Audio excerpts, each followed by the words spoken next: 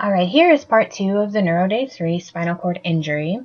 Hopefully this recording is working out better for you guys and being able to post it just on YouTube rather than having something compatible with your computer. So just let me know. So the second part we're going to go through is some of the clinical manifestations and nursing interventions that you're going to go through with these folks. So every patient is going to come in looking differently. Two patients with a T12 fracture are going to present differently depending on the mechanism of injury, that neurological level of injury, and the completeness of the injury. So you want to try to get a good history on your patient, starting back with before the injury.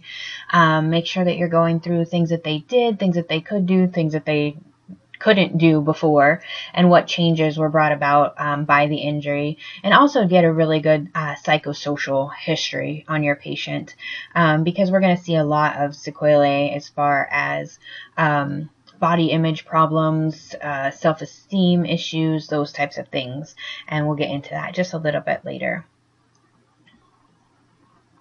So obviously, the higher the injury, the more serious it's going to be. So when you're looking at your cervical injuries, obviously you're going to have respiratory compromise, maybe problems with our heart rate. They may be ventilator dependent.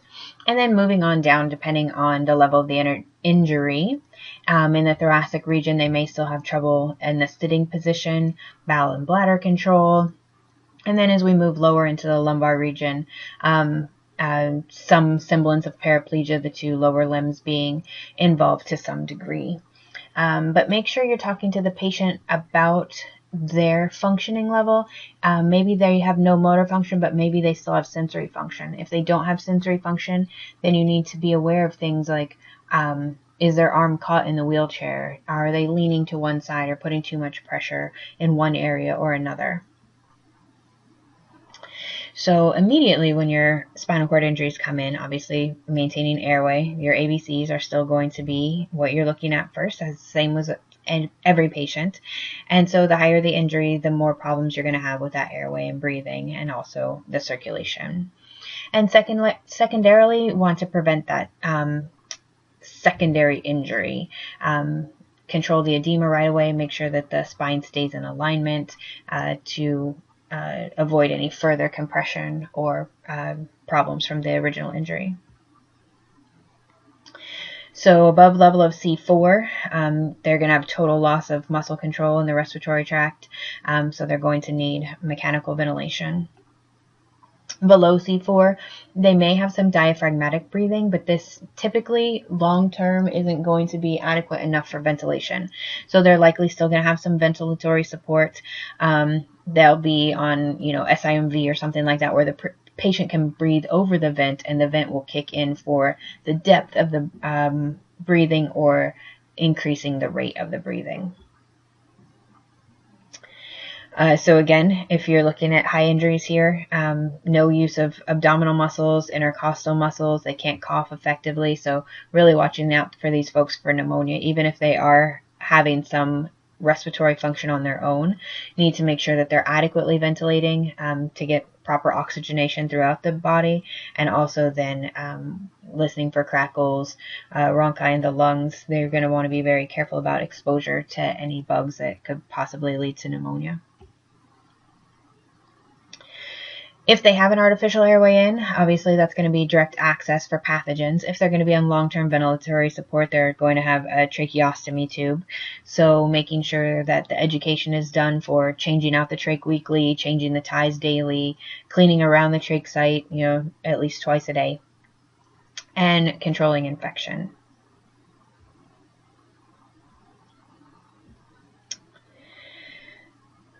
Anything above T6 greatly influences the sympathetic nervous system, so you can have problems with your heart rate, vasodilation, and hypotension. We're going to talk about autonomic dysreflexia. I believe your book mentions specifically T6 and above for autonomic dysreflexia, and there'll be a slide about that here in a couple of minutes. So they may have a pacemaker in, or they may need cardiac monitoring if you have a high T injury. Watching for their cardiac outputs. They may need pressor support to keep their blood pressure up. Urinary system, it's common for them to have urinary retention. The bladder gets overdistended. Typically, they're not going to live with a Foley if they have a lower injury. A higher injury, they may have an indwelling catheter, but likely if their injury is lower and involving the bladder, the patient's going to be cathing themselves. So making sure that the patient knows how to do this in a clean fashion. Obviously, we do it under sterile technique in the hospital, but not at home. Patients do it under clean technique. So making sure that their technique is good to decrease the rate of infection and putting them on a schedule. So if their schedule is going to be changed for the day, if they're, taking their kids to Disneyland, they're still going to need to attend to their toileting, and teaching them how to do this in, a different environment from their home, and keeping on a schedule is really important. If it's above T5, hypomotility in the GI tract. So the peristalsis still occurs, but not at the same rate. So you may have patients with a colostomy and a feeding tube, a J tube or a G tube, when you have a high injury. Some of the little bit lower injuries have better gastric motility, but you want to be aware of paralytic ileus. They need to be aware of what gastric distension looks like. In the hospital, they may use a nasogastric tube to relieve that distension, but people aren't going to be wanting to walk around with those for the rest of their lives either. So being able to spot that early and control that is important. Stress ulcers are common, intra-abdominal bleeding. So again, remember that the patients don't have the same sensations that they had before. So they can't necessarily tell that their bladder is full or that their gut feels full and they need to have a bowel movement.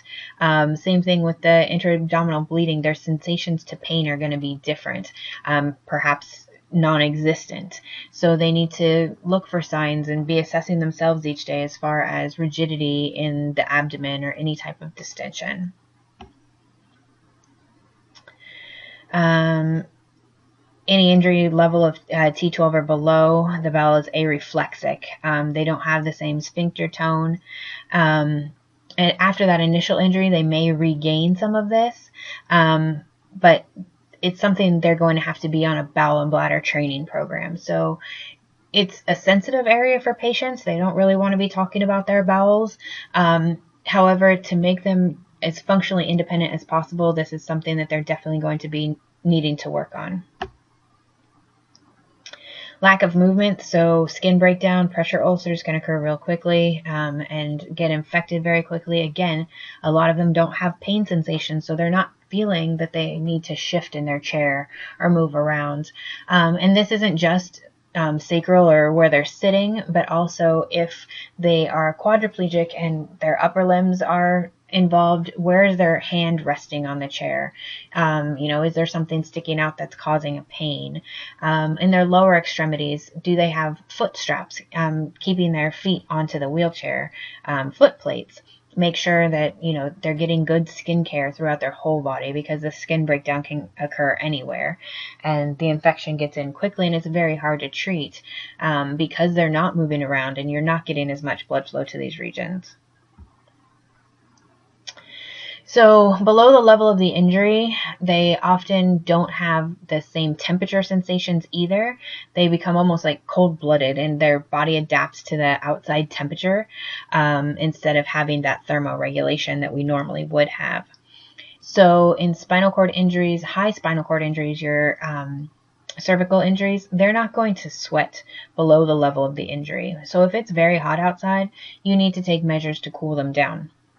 As I shared in class, when I did my senior project, like I talked about earlier with the wheelchair softball team, the quadriplegic team, they don't sweat below that level of the injury, and most of theirs were high T's or low C's. So we had to keep coolers of cold towels, wet towels, to cool them off during the games because we were playing in Houston in the summer. It was 127 degrees on the blacktop, and these people didn't sweat.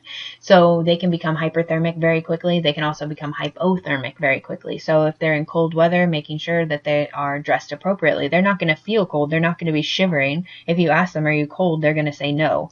So you need to be teaching them and teaching the family about this being a complication so that they don't have further problems from hyper or hypothermia. Same thing.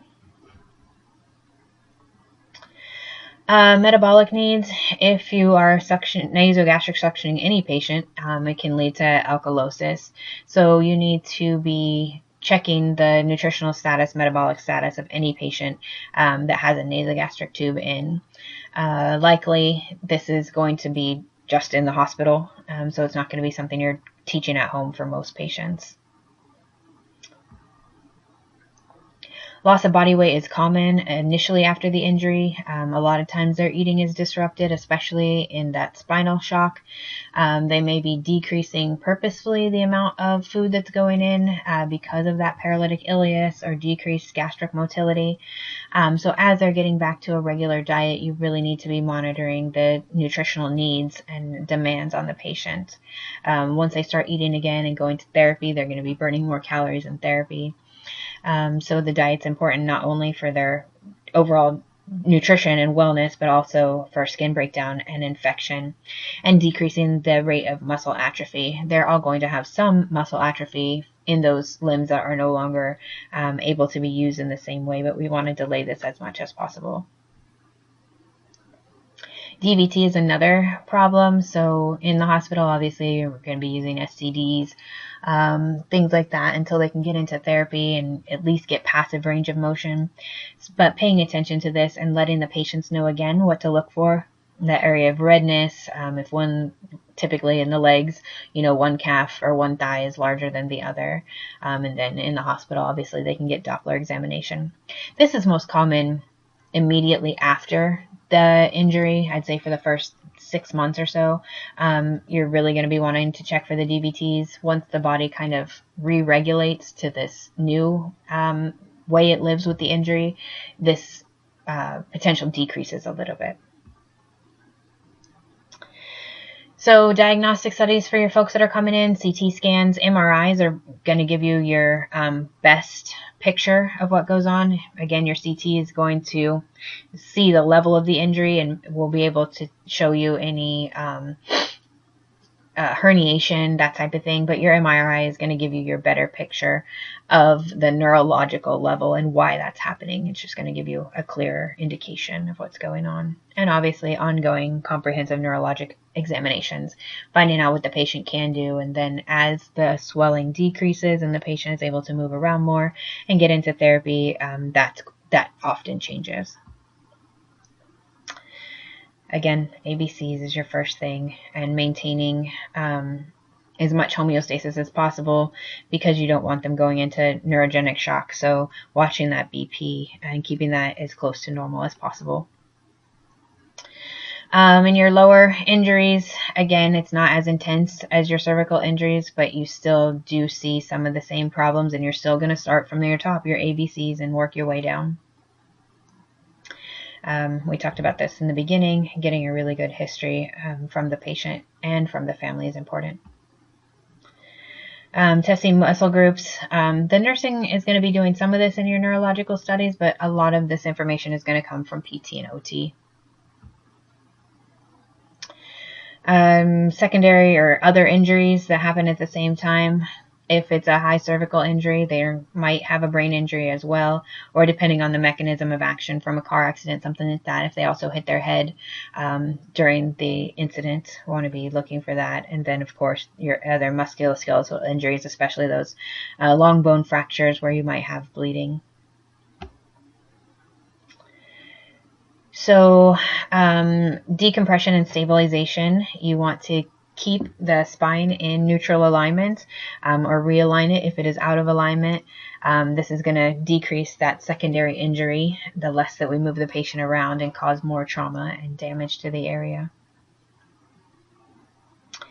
So some people will go into immediate surgery for decompression if the steroids aren't working, or if there's something that they can see on CT and MRI that they feel that they can go in and surgically correct, especially if there's a compound fracture, if there's little bone fragments from that vertebrae floating around in there, or if there's any penetrating wounds, they need to go in and close that up.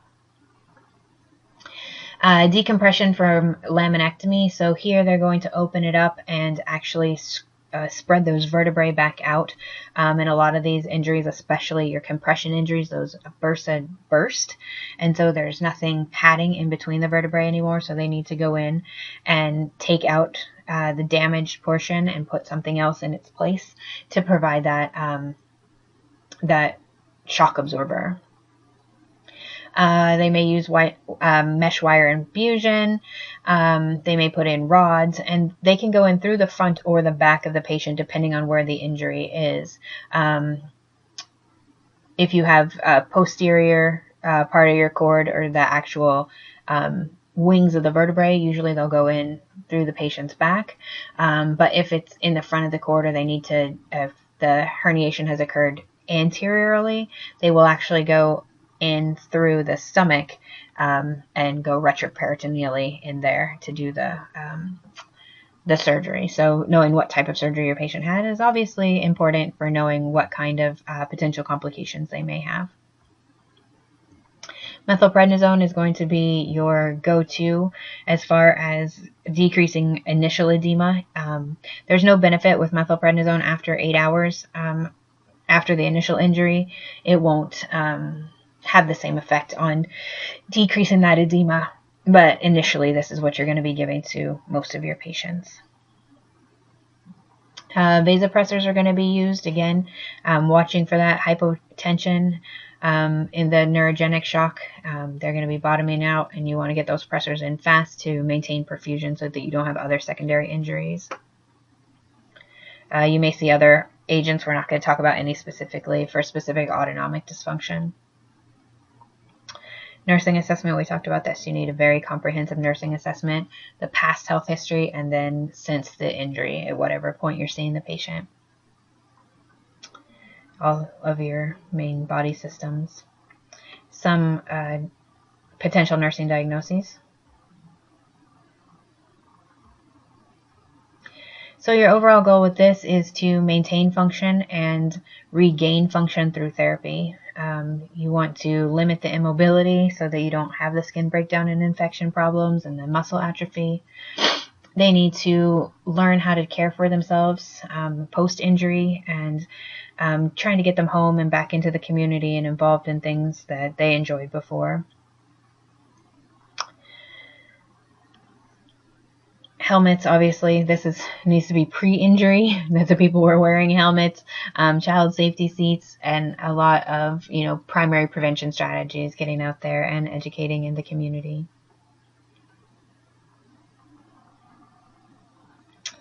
Education and counseling are going to be huge for your nursing interventions, so getting them set up with the therapies. You're going to be taking on the role of the case manager here, kind of like we talked about in psych, making sure that all their services are coordinated when they're leaving the hospital to go home, or maybe even to a skilled nursing facility, making sure that they have the home health needs that they are required. If they need walkers, if they need wheelchairs, if they need lifts for their toilet, if they need rails installed in their house in their showers, if they're going to have their house modified for a wheelchair. All of these things are going to be stuff that you're talking to the patient about and helping them find the appropriate resources. And then also education, again, psychosocial. These patients have a lot of needs, and initially they may be very, very depressed and have issues, or that may come on later. They may feel like, okay, I can get over this, and then they're met with challenge after challenge after challenge. So that resilience is really important for these folks, and staying with them. Not just like, oh, okay, you're doing great, go home, have a nice life. You really need to make sure that they have the resources so that when they hit those challenges, they don't just give up, and they can go back and find additional things to help them. So back to your initial injuries and immobilization. These slides are a little out of whack. I apologize for that. So again, we keep talking about neutral spine alignment. So you want this natural alignment of the spine. So initially, if you are at the scene of an accident, you can use a blanket or a towel until somebody comes with a cervical collar and a backboard when they're getting treated by EMS. Try to keep them always in correct alignment. And if you have to roll the patient, you want to minimize that as much as possible, but log roll the patient so that their spine stays aligned. Skeletal traction may be applied once they're in the hospital, so they're kind of stretching the patient out because they don't have that space in between the vertebrae and things are compressing, so this allows for some decompression. So they're actually going to have tongs placed in their head, as seen here, and then the traction device is going to be located on the bed, and there's going to be orders about how much force is applied in that traction. The important nursing intervention here is keeping these pin sites clean, because again, these are screwed into the skull, so potential for infection is increased. So you're probably always going to see a little bit of redness around those pin sites. That's pretty normal, but you don't want to see crusting and drainage or pus or anything like that. That's going to signal infection. So you're going to be doing pin sites care several times a day to maintain the cleanliness of these. Patients can go home with traction devices, so teaching the family how to do pin site care is also very important. Kinetic therapy, these are specialized beds that turn the patient side to side if they're not stable enough to move, but this helps prevent like the pneumonia and fluid building up in the lungs. So the patient will be basically flat on the bed, and the bed will rotate right to left, side to side, kind of like a rotisserie. And it can be manual or automatic. You may have one that rotates continuously back and forth, or you may have one where you tilt the patient to one side for a little bit and then to the other side for a little bit. Also, with all the introduction of new specialty mattresses, you may just have an alternating air mattress so that the air is alternating underneath the mattress to help avoid pressure areas. If the patient has cervical fusion, they're likely to have some type of device that they're wearing for a period of time, usually about 8 weeks, until that fusion is complete and those bones have rehealed. So this is a SAMI brace. This is one of the ones. So the patient does have some ability, this is for a lower injury, does have some ability to kind of move their head a little bit. It's not as stable as the Halo device, which is the most common one. So it's going to look like this. So again, you're going to be doing pin site care here because this is drilled directly into the skull with those pins. And then the patient's going to be wearing this vest, and this is on 24 hours a day. Obviously, you can't take the screws out of their head. Skin care is super important, not just at the pin site, but everywhere that vest goes. The vest can actually be loosened and tightened, so you can actually get under there to make sure that the skin is clean and dry, especially if you're in a warm climate where these people are, people go home in these, so they're living their life and they're sweating and stuff. You want to make sure that you're not getting skin breakdown on the torso or the shoulder area underneath this vest.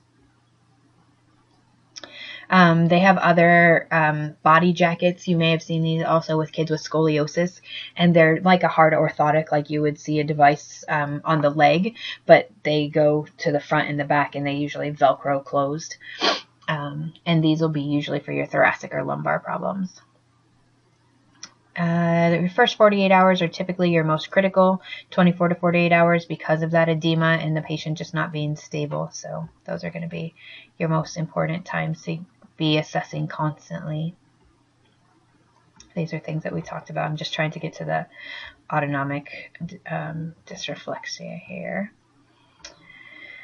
These are all things you can read through here we go. One too many. Autonomic dysreflexia. So this is your third major complication. We talked about spinal shock and neurogenic shock and autonomic dysreflexia. So again, this is life-threatening and needs to be noticed immediately. This is, again, a disorganization from the sympathetic nervous system. And it occurs in response to visceral stimulation. So typically the most common factor is a distended bladder or rectum, but mostly bladder. So these are your folks that don't have bowel and bladder control and are using catheters, and they forget to cath themselves. Well, this distended bladder puts pressure on the spinal cord, and the nervous system is like, wait, what am I supposed to do? So now you have hypertension. And a throbbing headache. So different from the neurogenic shock where you're having hypotension, autonomic dysreflexia is hypertension. So this is the one where I got ahead of myself earlier, that you want to set them up to 45 degrees for that orthostatic hypotension effect.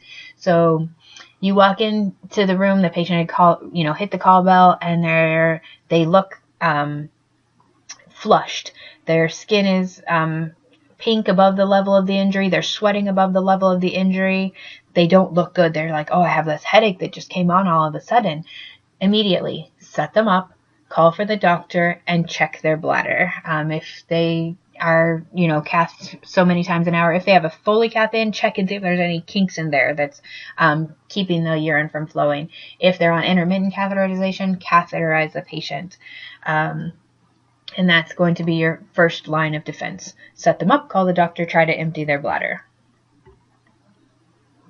So again, you're going to see flushing of the skin above the lesion. They may complain of visual problems and that throbbing headache. They may also get nasal congestion, is pretty common as well. And they're going to look anxious. They don't feel good. They feel like they're going to pass out. Their blood pressure is through the roof. It can easily, within minutes, be 250 over 110. So you need to get that down quickly. And typically, if it is because of the bladder distension, once you put that Foley in it and you drain that urine or you get that kink out of the Foley, they're going to be better right then and there. So again, here's your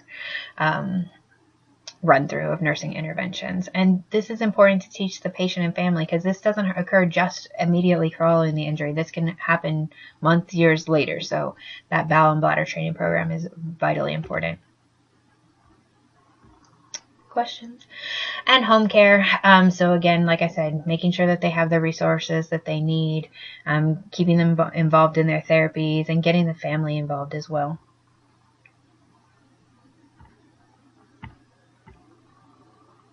Okay, so the rest of these slides go through a lot of the rehab process, sexuality, bowel and bladder stuff.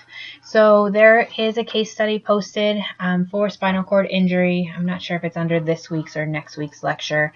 So find that one, and you can use the final rest of the slides to go through that as you're studying for the test.